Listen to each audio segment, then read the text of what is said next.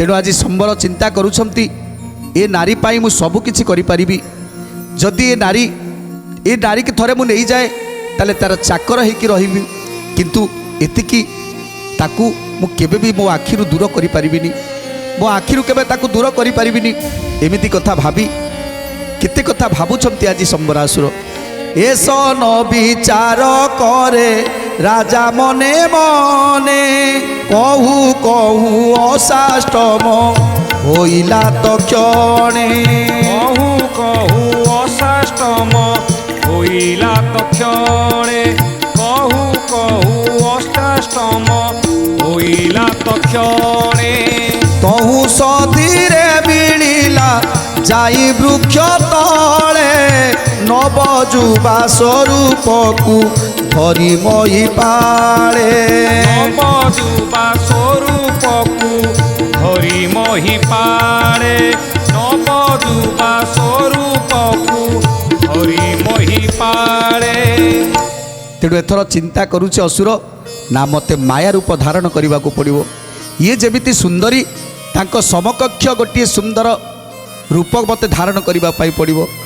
तेणु तांको समकक्ष रूप को धारण करू करू केतेबेले कामदेवंकर रूप धारण कर आज संबर निजे कामदेवंकर रूप धारण करी आज हाथ में फूल सर धरी धीरे धीरे जाउछंती रतिंक पाखक बाम करे दिव्य धनु दक्षिण रे सर प्रत्यक्षे कंदर्प परी विषयी संबर प्रत्यक्षे कंदर्प परी विषयी संबर प्रत्यक्षे कंदर्प परी विषयी संबर लज्जा छाड़ी रति देवी पासे उभा होई धीरे धीरे पचारई दैत्य कूल साई धीरे धीरे पचारई दैत्य कूल साई धीरे धीरे पचारई दैत्य कूल साई काहार दुहिता तुही कार मनहारी ए बने तपस्या किंबा करुग सुंदरी व्याघ्र भलु कसादूल बने बन हस्ती अवसले उठी तोते भक्षिबे खाती अवसले उठी तोते भक्षिबे खाती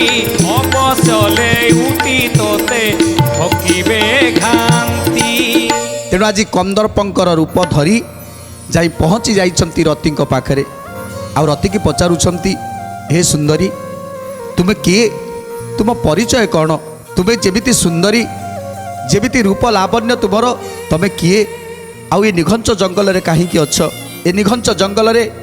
व्याघ्र भलुक संबर आदि केते केते नाना हिंस्र जंतु माने बुलुछंती आउ तुमको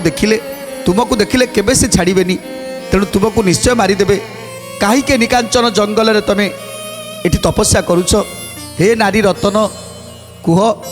तुम पिता माता तुम भाई बंधु एमाने तो कई तुम सांगरे नाहांती आउ तमे एति सुंदर जेमिति सुंदर रूपर पटांतर नाही तेणु तुम्हें एकाकी ए निघंच जंगल रे कहीं एकाकी बसिछ तुम्हें तो विवाह करिछ बोधुए कहीं तुम मुंडरे सिंदूर टोपा लगुच तुम्हें विवाह करिछ बोधुए तुम स्वामी तुमको छाड़ी देइछंती स्वामी को सहित किसी झगड़ा होईछि कुह कौन होईछि तुमर जहाँ होईछि सबु किछि मु समाधान करदेवी ना लोक लज्जा भयर तुम्हें छाड़ी की चली आसीच ए जंगल को केते कथा पचारुछंती आज संबरासुर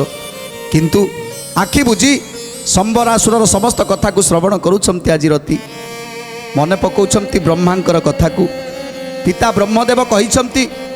जे केही जणे आसीबो